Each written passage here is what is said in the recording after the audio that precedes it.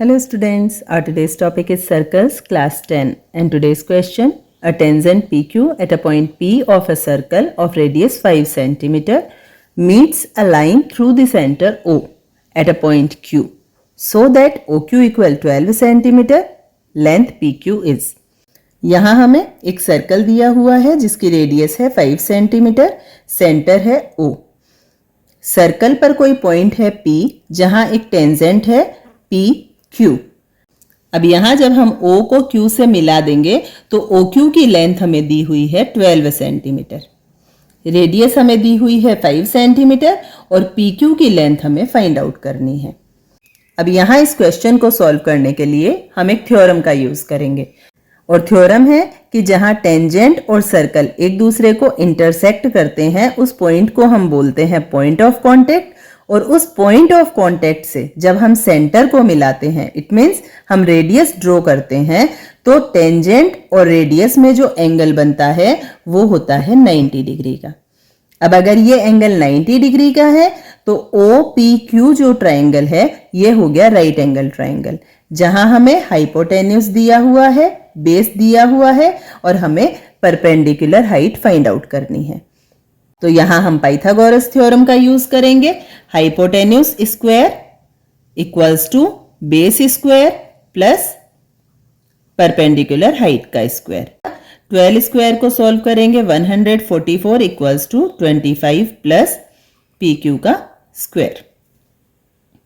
25 की side change कर देंगे 144 minus 25 equals to PQ square.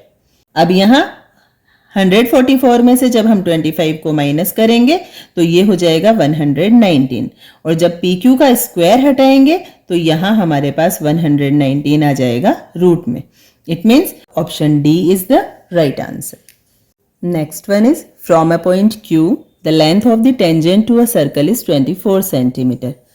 हमें एक सर्कल दिया हुआ है जहां एक एक्सटर्नल पॉइंट है Q।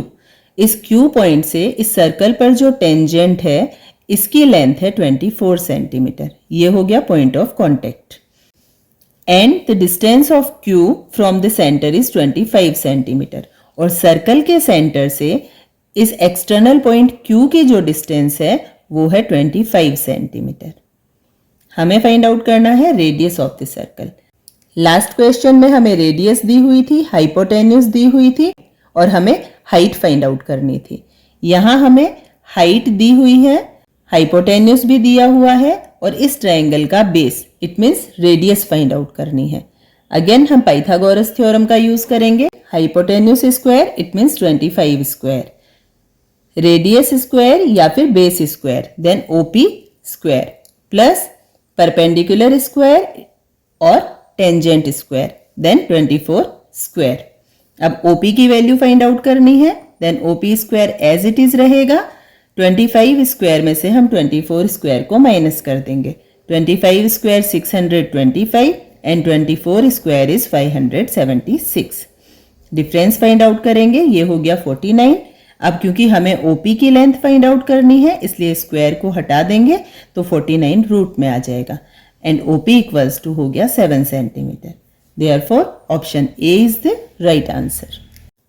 यहां हमने पाइथागोरस थ्योरम का यूज क्यों किया? क्योंकि अगेन टेंजेंट और रेडियस में 90 डिग्री का एंगल होता है और 90 डिग्री का एंगल होने से ये ट्रायंगल हो गया राइट एंगल ट्रायंगल, इसलिए हम पाइथागोरस थ्योरम का यूज करते हैं और 2 साइड्स की हेल्प से थर्ड साइड को फाइंड आउट करते हैं।